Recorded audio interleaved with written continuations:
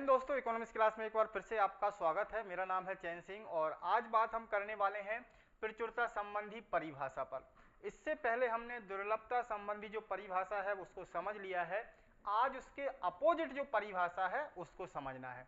देखिए, अपोजिट मतलब कि विपरीत, ठीक है। विपरीत जो परिभाषा है सीमितता का, जिसमें हमने जिक्र किया था, तो वो थी दुर्लभता। जहां पर सीमित बात आ जाती है, किसी चीज की सीमितता पर चर्चा होने लगती है, तो जैसे कि हमने बात की कि जो संसाधन रहते हैं किसी भी अर्थव्यवस्था में वह सीमित रहते हैं, लेकिन आवश्यकताएं कैसी रहती हैं? असीमित रहती हैं। तो यहाँ पर क्या है, एक प्रकार से प्रचुरता का मतलब असीमित हो गया, ठीक है। सीमित संसाधन और असीमित आवश्यकताएं, ये हमने समझा है पिछले वीडियो में।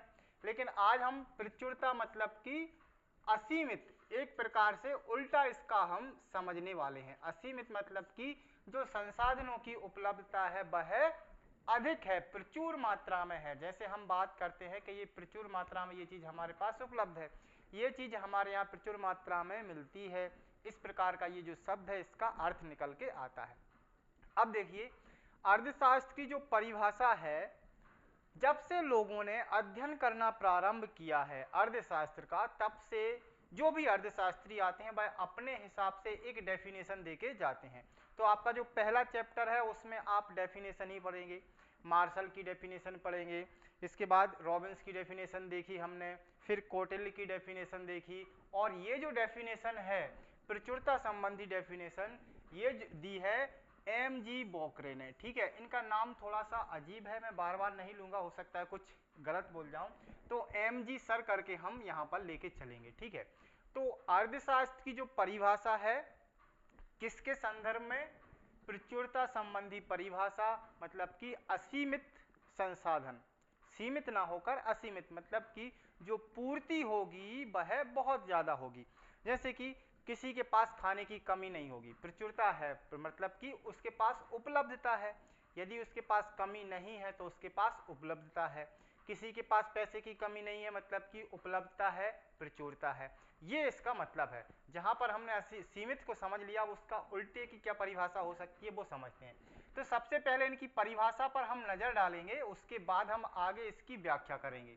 तो इन्होंने जो परिभाषा लिखी हुई है, परिभाषा में ये कहते हैं अर्थशास्त्र में उन मानवीय क्रियाओं का अध्ययन किया जाना चाहिए।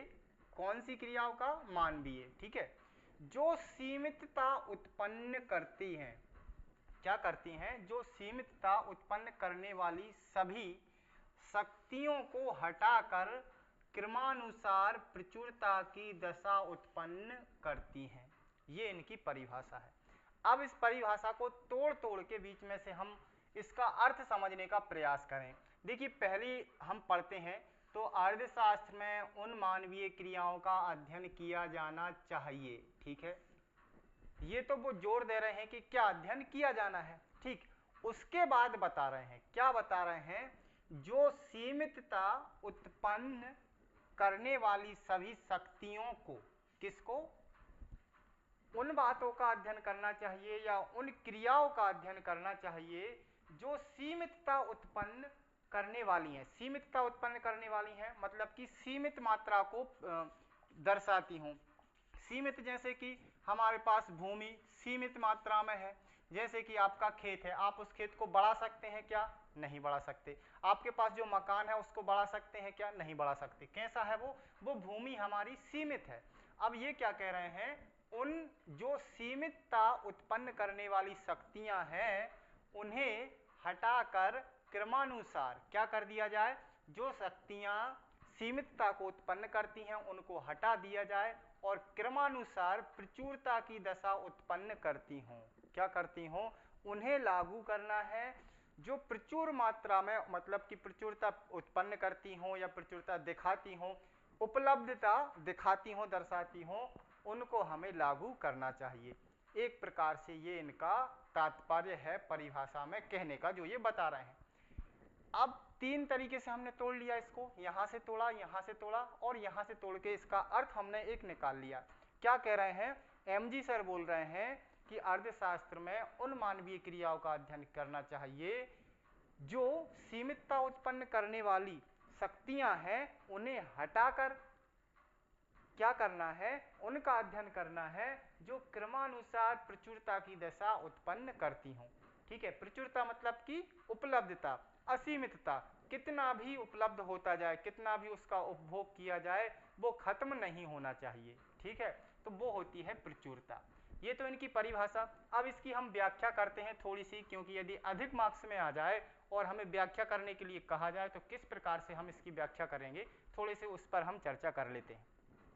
सारे पॉइंट मैंने आपकी पुस्तक से लिए हुए हैं, पुस्तक को आप एक बार जरूर पढ़िएगा तो आपको सारी चीजें क्लियर हो जाएंगी। पहला पॉइंट देखिए, सबसे पहली बात, अर्थशास्त्र की ये जो परिभाषा है, इस परिभाषा का जन्म यदि हम देखें, ये जो परिभाषा है इसका जन्म भारतीय वेदों से हुआ है। वेदों से मतलब कि वेदों में अर्थशास्त्र से संबंधित, या ये कहें कि अर्थशास्त्र का शब्द तो अभी आया है।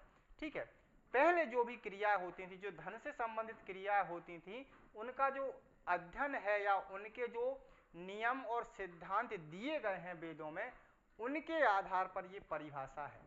ठीक है, कैसे है वो भी समझेंगे हम। देखिए, एक प्रकार से इसे हम हिंदू अर्थशास्त्र कह सकते हैं, और इसमें बताए गए नियमों व सिद्धांतों से मानव समाज अधिकतम संतुष्टि प्राप्त कर सकता है। साईं इतना दीजिए जामे कुटुंब समाए, मैं भी भूखा ना रहूं साधु ना भूखा जाए। ये पंक्ति, ये दोहा आपने पढ़ा होगा अभी तक, शायद आप हिंदी में अच्छे समझते हैं हिंदी, तो आप सभी ने ये चीज पढ़ी होगी। वहां पे क्या है कि साईं इतना दीजिए जामे कुटुंब समाए, मैं भी भूखा ना रहूं और साधु ना भूखा जाए। मतलब हे ईश्वर, हमें इतना दे कि मैं खुद भी भूखा ना रहूं, और यदि मेरे पास कोई साधु भीख मांगने के लिए आता है तो वो भी भूखा ना जाए, मैं उसको भी खिला दूं। ये हमारे वेदों की क्या है, नीतियां हैं, सिद्धांत हैं, नियम हैं, जो कि हमारे वेदों में अच्छे से दोहों के द्वारा कई कवियों ने बताया है। ठीक है, तो ये जो सारी बातें हैं, ये किन के आधार पर हैं, इस परिभाषा की यदि हम डिटेल में जाएं, अंदर घुसकर जड़ को पकड़ते हैं, तो ये चीज यहां पर हमें मिलेगी। इसके बाद संसाधनों के अपव्यय व उपभोग में क्या किया गया है, संयमता बरती गई है। यहां पर संयमता कैसे बरती गई है, देखिए, क्रमानुसार प्रचुरता की दशा उत्पन्न करती हो। ठीक है, मतलब कि हमें उतना उपभोग करना है जितना हमारे लिए आवश्यक है। जैसे कि साईं इतना दीजिए जामे कुटुंब समाए। ठीक है, मैं भी भूखा ना रहूं और साधु ना भूखा जाए, मतलब कि मेरा जो परिवार है उसका भी पालन पोषण हो जाए, मेरा भी हो जाए, और कोई यदि भिखारी आ जाए तो उसका भी हो जाए। तो यहाँ पर क्या है, एक संयमता बरती गई है कि साईं इतना दीजिए, तो एक प्रकार से संयमता यहाँ पर दी गई है, किसकी, संसाधनों के अपव्यय और उपभोग में। ठीक है, मतलब संसाधन भी अधिक बेकार ना हो और हमारा उपभोग भी होता रहे, हमारा पालन भी होता रहे। तीसरा बिंदु, हिंदू अर्थशास्त्र में प्रचुरता, आपूर्ति तथा संयमित उपभोग पर क्या किया गया है, जोर दिया गया है। इसके अलावा वस्तुओं की जो कीमतें हैं वह उत्पादन लागत पर हों। ठीक है, किस पर हों, उत्पादन लागत पर हों। अब देखिए, ये तो एक प्रकार से क्या है, जो धार्मिक सिद्धांत है हमारे, धर्म, नीति एवं दर्शन के आधार पर जो लोग बताते हैं, जो कि जैसे कि आप किसी प्रवचन करता है, किसी बाबा के यहाँ आप जाते हैं, तो जो प्रवचन करते हैं वो कई सारे धार्मिक उपाय आपको बताते हैं कि ये करना चाहिए, गाय को खाना खिलाना चाहिए, सुबह पहली रोटी गाय को देना चाहिए, आखिरी रोटी कुत्ते को देना चाहिए, कई सारी बातें बताते हैं। तो ये क्या है, धर्म और नीति से जुड़े हुए हैं। तो ये जो बातें हैं ये सारी किस में है, हमारे वेदों में है, हमारे धर्मशास्त्रों में है, जैसे रामायण महाभारत, इनको आप पढ़ेंगे तो ये सारी चीजें आपको मिलती हैं। तो ये जो परिभाषा है ये इन बातों की क्या करती है, एक व्याख्या करती है, इसीलिए इसको भारतीय वेदों से इसका जन्म माना जाता है, और क्या किया गया है, इसको एक हिंदू अर्थशास्त्र का नाम दे दिया गया है। इस कारण से इनकी फिर जो एम.जी. सर थे, एम.जी. बोकरे सर, इनकी आलोचना भी हुई। अब आलोचना क्यों हुई, देखिए, कोई चीज आप प्रस्तुत करते हैं, जैसे आप किसी चीज की परिभाषा देंगे और यदि आप परिभाषा देते हैं और सभी फैक्ट, किसी भी चीज के बारे में आप परिभाषा दे रहे हैं, कि मान लीजिए कोई चीज है उसकी आप परिभाषा दे रहे हैं, आप मान के चलिए अर्थशास्त्र की आप परिभाषा देना चाहते हैं कि अर्थशास्त्र क्या है, तो आप क्या क्या चीज बताना चाहेंगे। जैसे कई अर्थशास्त्रियों ने अर्थशास्त्र को बहुत छोटे शब्दों में बहुत कुछ कह दिया है, जैसे कि अर्थशास्त्र धन का शास्त्र है, या अर्थशास्त्र धन का विज्ञान है। इस प्रकार से 4 शब्दों में एक छोटी सी परिभाषा ही बड़ा अर्थ निकालती है। लेकिन कभी कभी कई अर्थशास्त्रियों ने ऐसी भी परिभाषाएं दी हैं कि उनकी परिभाषाएं बहुत लंबी हैं, लेकिन अर्थ जो है वह क्या हो जाता है, संकुचित हो जाता है। उसी प्रकार इनकी जो परिभाषा है, परिभाषा ना अधिक बड़ी है ना छोटी है, लेकिन जो इसका अर्थ है एक प्रकार से अधिकता को प्रस्तुत कर रहा है, और अधिकता का भाव किस में होता है, धर्म, नीति और दर्शन में। इसलिए इनकी जो परिभाषा है इसकी फिर आलोचना हुई। अब आलोचना क्यों हुई, क्योंकि इसमें कई चीजें जो हैं वो कैसी हो गई हैं, काल्पनिक हो गई हैं। काल्पनिक मतलब कि यहाँ पर देखिए, जैसे कि पूर्ण रोजगार, शोषण विहीनता, निर्धनता, करों की समाप्ति, इस प्रकार के जो विचार हैं इसमें क्या मान लिए गए हैं, ये है ही नहीं। क्या नहीं है, जबकि अर्थव्यवस्था में पूर्ण रोजगार की स्थिति है या नहीं है, सभी को काम मिल रहा है या नहीं मिल रहा है, इस प्रकार का कोई जिक्र यहाँ पर नहीं है। शोषण विहीनता, देखिए जब अर्थव्यवस्था होती है तो वहां पर शोषण तो होता ही है, निम्न वर्ग का अधिकतम शोषण होता है, मजदूर वर्ग का अधिकतम शोषण होता है, तो उस चीज की भी यहाँ क्या है, अवहेलना की गई है, इसलिए इनकी आलोचना हुई। इसके बाद निर्धनता और करों की समाप्ति, यहाँ पर क्या किया गया है, इस प्रकार का कोई जिक्र नहीं किया गया है, इसलिए इनकी बहुत आलोचना हुई और एक प्रकार से इसको हिंदू अर्थशास्त्र की परिभाषा कह दिया गया। दूसरा पॉइंट आप लिखेंगे इसकी आलोचना में, अधिकतम संतुष्टि, जैसे कि हिंदू अर्थशास्त्र में नियमों व सिद्धांतों से मानव समाज अधिकतम संतुष्टि प्राप्त कर सकता है। क्या कर सकता है, अधिकतम संतुष्टि, मतलब कि कोई भी व्यक्ति हो, अधिकतम संतुष्टि वह कब करेगा, अधिकतम संतुष्टि तब करेगा जब वह अधिक क्या करेगा, उपभोग करेगा। जो व्यक्ति अधिकतम संतुष्टि लेना चाहता है, मतलब कि उसे हर चीज उपलब्ध हो रही है, हर चीज मतलब कि यदि उसे अच्छा खाना चाहिए, अच्छा खाना खा रहा है, अच्छे कपड़े पहनना चाहता है तो अच्छे कपड़े पहन रहा है, अच्छी कार खरीदना चाहता है, कार भी खरीद ली, जो कुछ वह खरीदना चाहता है सब कुछ उसे मिल रहा है, तो वो क्या होगा, अधिकतम संतुष्टि में होगा। क्यों, क्योंकि इससे पहले हमने जब दुर्लभता संबंधी परिभाषा समझी थी तो हमने ये समझा हुआ था कि कोई भी व्यक्ति हो, उसकी जो आवश्यकताएं हैं वह समाप्त नहीं होती हैं, असीमित होती हैं, जबकि संसाधन उसके पास सीमित होते हैं। ठीक है, तो यहाँ पर अधिकतम उपभोग यदि वह करेगा, जो उसे चाहिए वो खरीदेगा, तब तो वह अधिकतम सुख की प्राप्ति कर सकता है।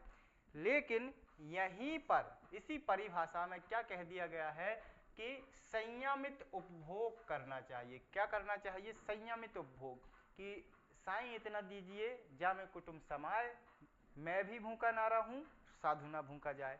मतलब जो भी हमारे पास संसाधन है उनका संयम से उपभोग करना है ताकि वह समाप्त ना हो। तीसरी आलोचना आप लिखेंगे, अर्थशास्त्र को कम महत्व दिया गया है। अर्थशास्त्र को वास्तव में यहाँ पर कम महत्व दिया गया है, केवल ये कहा गया है कि अर्थशास्त्र में उन मानवीय क्रियाओं का अध्ययन किया जाना चाहिए जो सीमितता उत्पन्न करने वाली सभी शक्तियों को हटाकर क्रमानुसार प्रचुरता की दशा को उत्पन्न करती हों। ना ही करों से संबंधित कोई बात की गई है कि कर कितने कम रखना चाहिए, करों को हटाना चाहिए। शक्तियां यहाँ पर क्या है, देखिए शक्तियां मतलब कि टैक्स।